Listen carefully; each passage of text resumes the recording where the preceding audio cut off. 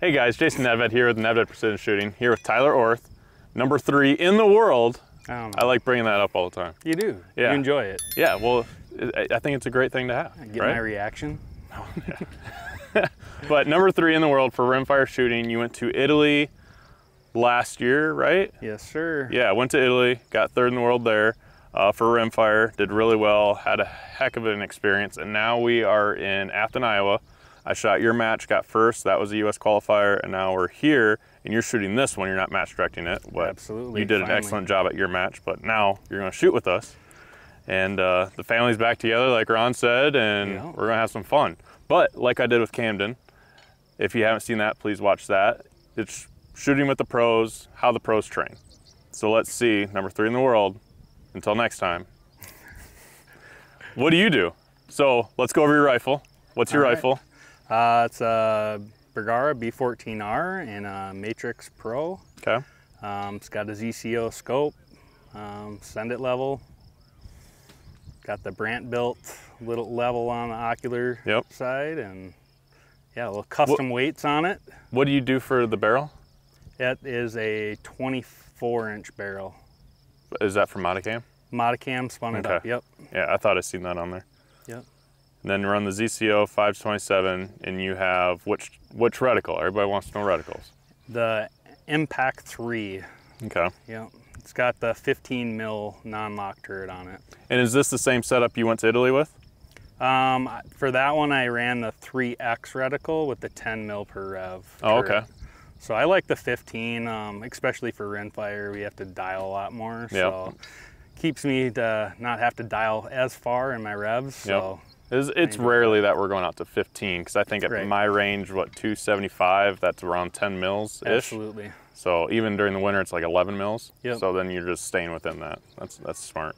For me, it's that little tick. So like we talked about earlier, versus a 10 versus a 15, they get a little tighter. But yeah. So with that, how much does your rifle weigh? I know that was a talk. Yep. Do you know? Rifle weighs about 23.5 pounds. Okay. Yep. And then how's it balanced? Like getting on here.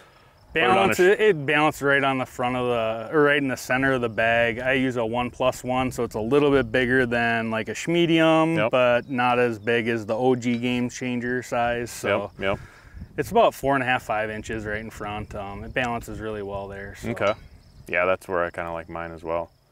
And then for training, what do you do for training?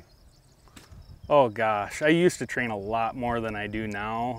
I used to do a lot of dry firing and whatnot. Nowadays, I feel like you kind of figure out which levels you need to shoot, and after a while, it's kind of becomes a little repetitive. So a lot of my training is actually at my local club, which is only get to shoot paper at 50, 100, and 200.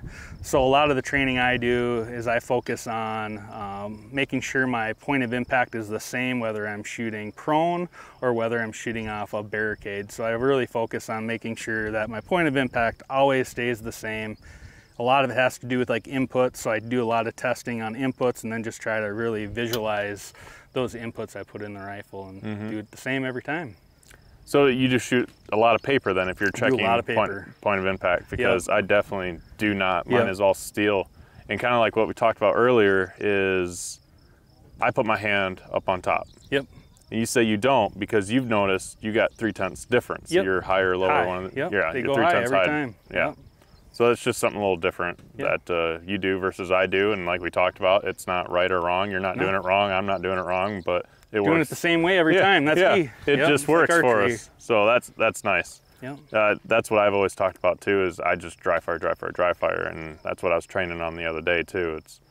That's just the way I like doing it. It's a little cheaper. Absolutely. But I know there's people out there that take a different ammo and build a profile and shoot practice ammo versus regular ammo. Yeah. I used to do that. I used to shoot a lot of ammo. I used to get cheap stuff and switch back and forth, and maybe a local monthly match, I'd shoot the cheap stuff, and then when I go to, like this match, I'd use my good ammo, and I used to do that, but now I just don't do a lot of those things I used to do, and it's not because it's not good. It's just at some point you're not really gaining a whole lot from it. a lot of it is muscle memory, and the more you do it early on, you know, the better you're going to be later on. You don't have to train as much. And Yeah. I don't know. For me, I like gathering all the same data. Yeah. I'm getting the same data I'm going to shoot at home that I am here. It's just more data I'm gathering. Yep. So I don't know. I've never got into running different ammos. Data is the key, though. I mean, Yeah. all these different temperatures, you got to know what your velocity is, and even every barrel you get, you know, like it seems like the tendency is like a little bit shorter barrel, you get a little bit faster velocity. Yep. And for me and my experience, that holds true. If I'm running the Pua, I want to probably, an ideal is less than 23, that 23 to 22 inch barrel. And if you're going to run like a Ely, you can go up to like a 26 inch barrel because you keep that velocity up there, and RWS is kind of right in the middle of both. Do you try to find an ammo that's a velocity?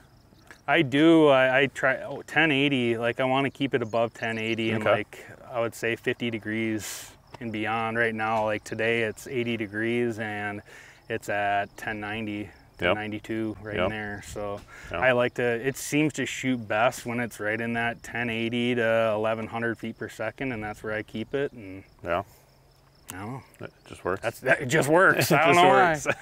Yeah, that's what I've been learning with talks with different people, is what they do versus what I do is completely different. So for cleaning, what do you do for cleaning? So I just run like the what is it, the carbon eliminator from Vortec. I put a patch of that. I actually use a little bit bigger jag, so as soon as it touches the lands, it stops. Okay. And I let that sit in there for probably 5 minutes. I take a nylon brush, I spin it around, trying not to go into the lands, and then I have a mixture that Modicam kind of led me to. It's like hoppies, half Croyle. Okay. So I mix that in there, I put that on a jag, run one patch through, and then 5 patches out, and that's it. So I just focus on the carbon ring.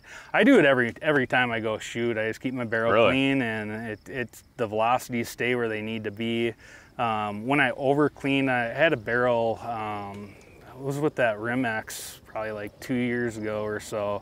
But I had a barrel that I over cleaned, and it would have this huge velocity dumps, and it'd take 50, 75 rounds to get it back up to where I thought it should be. And it was like, I did too much, too much cleaning. And I think the key is just kind of watch the carbon ring, and you don't really need to run anything through your barrels. You know, you may damage it if you don't know what you're doing. And I mean, they are steel, so you can't damage them too much. Yeah, some people don't even run the certain brushes down there. You know, they only run the nylon because they don't want to damage it. I'm just like, you got some bad steel for damage. Yeah, you know what? If that makes them feel good, you know, we all do things differently, and you know what I do may not work for someone else. So.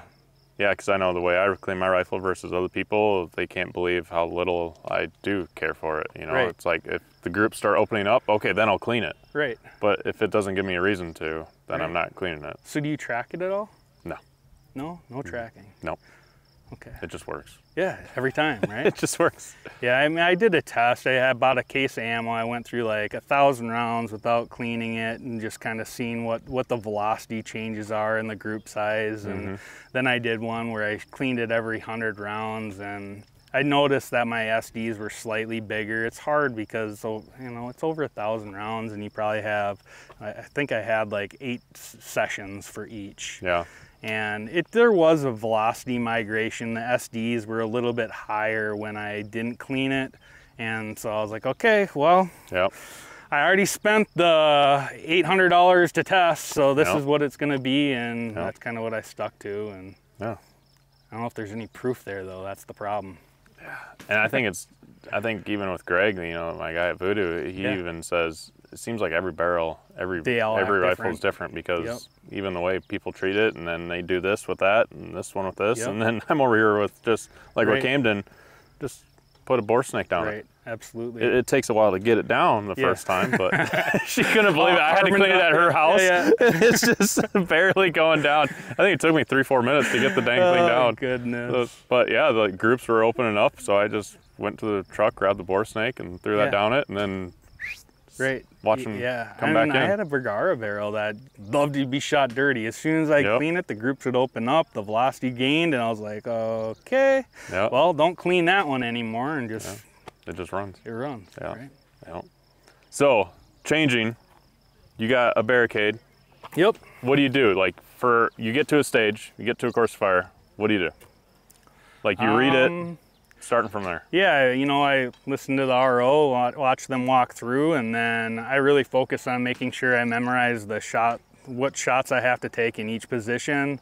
I'll write my dope card out. I usually do, so with wind, everyone does it a little different. Some people have like 2 wind brackets or 3 wind brackets or use an average wind bracket. I just kind of see what the highs and lows are. I'll pick the average, and then I will look at the whatever the first wind column is to the second for my second target. I'll write a number what the decimal points for mils for my bracket. So it's like a add method. And let's say that first target is at 1 mil. The second target I have for 1.4, so that's a +4, and the third one is at 1.8. Okay. I'll write down 1.8 and then another +4. And if I shoot that first one and it's 8/10, then I know it's a +4, so it's a 1.2. And then I shoot that next one and it's 1. I know my next one's 1.4. Okay. So I don't really reference my wind bracket like a lot of people get like hung up on like following the wind bracket, especially when they get 3. They'll go, okay, I started here, I needed this, and then they'll go to the next one. It's an easier method in my brain to just go, okay, +4, +4, +3. You know, it's easy to keep in my head, and I'm watching for bullets, and it really makes me focus on the bullet rather than looking at what I need to hold for my next one. So I get to watch it. I don't have to take that extra second to go look at my dope card and reference what that wind column is, and then figure out what I need to do. So it's a little bit easier. I also dial. No, I kind of like it. I'll dial so if I have, like, let's say that first one is 1 mil, I'll dial in the 1 mil. I'll shoot that, and if I need 8/10, I just hold the rest of the stage because I don't want to get too far out on my windage because I have a hard time watching the bullet come into the target. I know a lot of people talk about that too, whether they can see bullets, right? Well, I don't really see the bullet per se the whole way there. I see like a glimpse of it dropping into the target. And that's what I see. So I don't really watch trace per se. Because that's what people are asking me about your matches. What did I do different? Well, in my squad, I was dialing that first one every time and then just adding. It was, I don't know. A little more easy to manage that way. Because then you're closer to your center. Absolutely. You put that dot on the target and you hit it. So.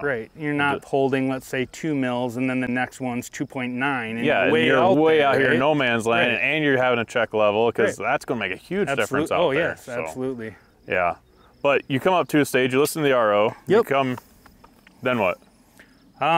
Make your dope card. Make my dope card. I get my first target dialed in my scope, dial in my windage if I need to. I look at the target heist to see what I'm gonna have to do. I know that this one's kind of like, this is actually this is my worst position. This is like that medium standing, Height-wise, you mean? Yes, where I have to really spread out my legs, and I kind of look at it like, okay, will I have any issues with where I place my legs, you know? Doesn't look like I'll have too much. Maybe that center one might be a little narrow as far as the bases are. But I'd check that, make sure, okay, you know, maybe I need to be a little more narrow. I need to step back a little bit. I know that I don't want to put weight into my rifle, so I'll probably try to get my position to keep my body over the center of my feet. I kind of look at this target and this next position over here. It's a little lower. That's like that. Anything that height and below is like money for me. That's, because you can take a knee behind it. Absolutely, absolutely. Rock and roll. I don't really run bags. I'll run like a big fat bag if I absolutely have to, off of like rooftops or like let's say on a fence, a low fence, or cattle gate, I should say, that lowest position, I'll run one there. But I try to stick away from any of the bags. And this prop itself has a wide base. I know it's going to be stable as far as forward and aft. Yep. And it's wide enough this way, so I'm not going to see a lot of wobble. So I know I will not need any kind of rear tripod support off of this. That one looks a little more sketchy. It's off T-posts. Yep. It has more movement with T-posts. There's definitely And you have a thin wobble. piece and a thin piece. You do have a thin piece. Yep. So I don't know, it's just separated. And like even like the size of these, like it's nice and wide. I know I'm not going to have any issues. Like if you get on like a real narrow thing, you know, I know my bag's going to want to tilt in both ways. Yep. You run your hand over the scope. I don't, so I would just like for me, this would be a problem. Yep. If I got to go here, I'm running my hand on top. Sure. So this is my problem. You're thinking height, and I'm over here like staying lights in the way. Right. And I just for this one, right, like this, you got this in the way. I just reach under and grab it, and like if it was real narrow, I'd squeeze my bag to give the bag surface area versus just letting it fold down. Roll down. That way it doesn't, like, it would have a ridge otherwise. So I squeeze it up, and yeah, that's how I do this one. Yeah. Kind of some of the things that I don't want to get you or have any of those gotchas, you know. That's the key, is just being really consistent every day. Just you may not win them all, but you're always right in the mix, and you put yourself in the mix enough times, you're gonna win.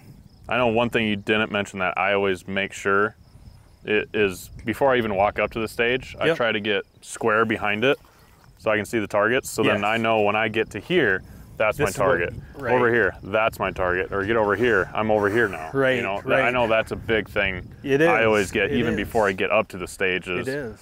Where's the sea of tripods? I want to be there to be straight on. Absolutely. Because then when you're shooting, I can see your little round going out.